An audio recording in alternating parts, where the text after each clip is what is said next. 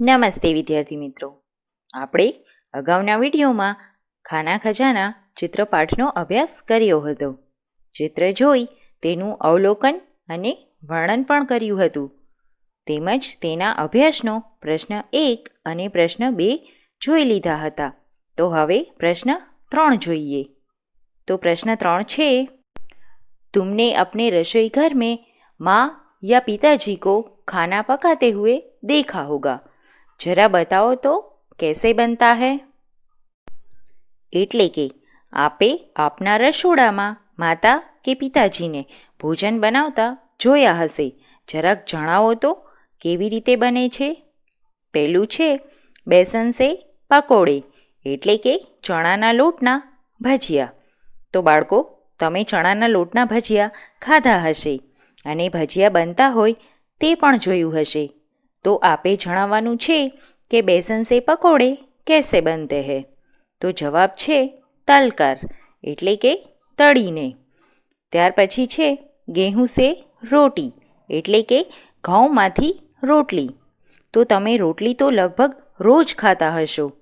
તો આપે કહેવાનું છે કે ગેહું સે રોટી કેસે બનતી હૈ. તો જવાબ છે સેક કર, એટલે કે શેકીને.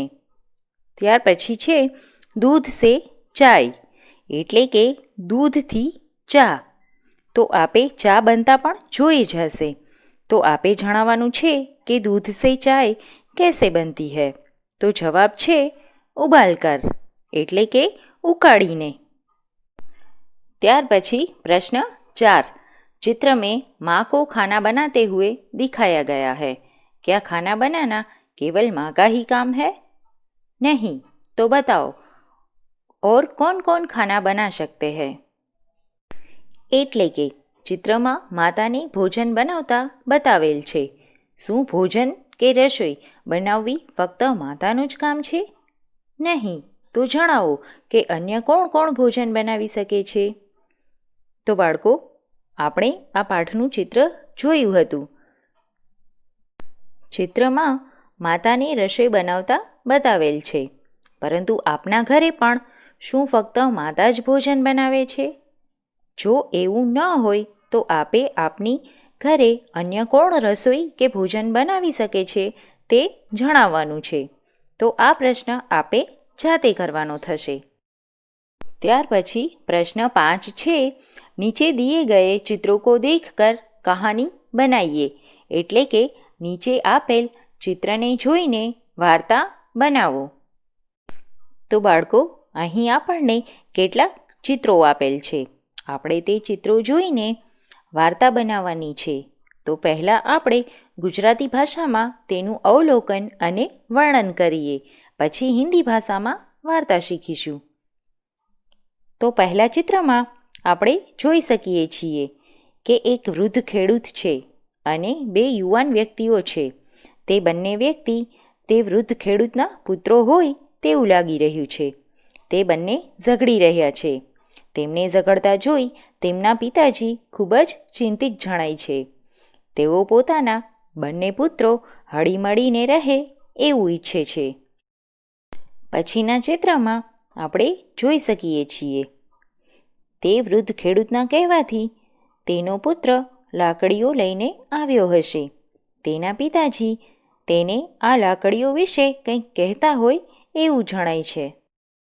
ત્યાર પછીના ચિત્રમાં વૃદ્ધ ખેડૂતના કહેવાથી બંને પુત્રોએ એક એક લાકડી લઈ તેને તોડી નાખી છે એવું જણાઈ રહ્યું છે.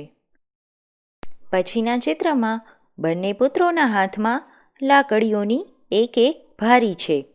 તેઓ તેમને તોડવાના પ્રયત્ન કરી રહ્યા હોય, પરંતુ તેઓ તોડી ન શક્યા હોય એવું જણાય છે.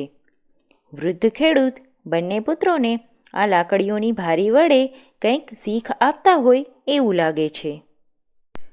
તો બાળકો, ગુજરાતી ભાષામાં ચિત્ર અવલોકન અને વર્ણન જોયા પછી હવે આપણે હિન્દી ભાષામાં વાર્તા શીખીશું.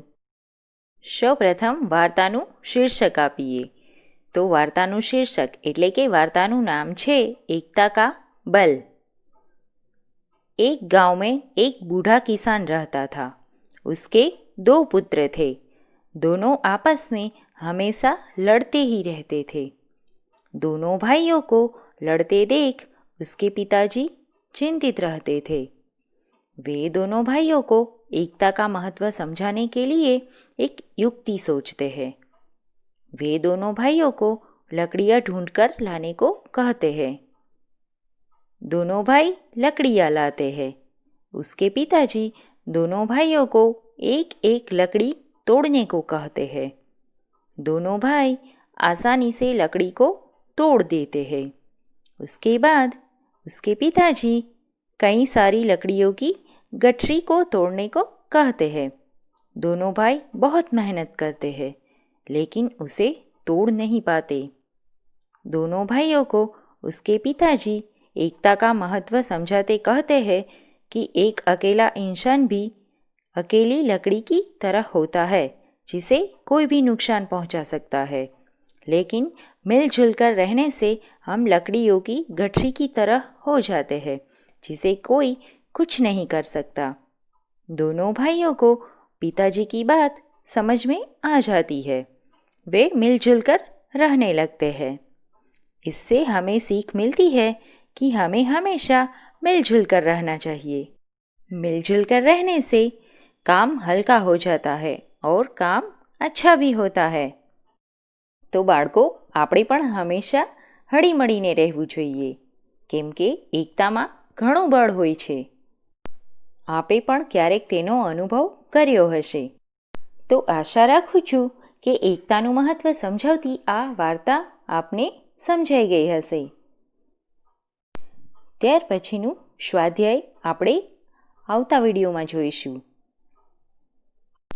આપને જે શીખવેલ છે તેનો અભ્યાસ કરતા રહેશો.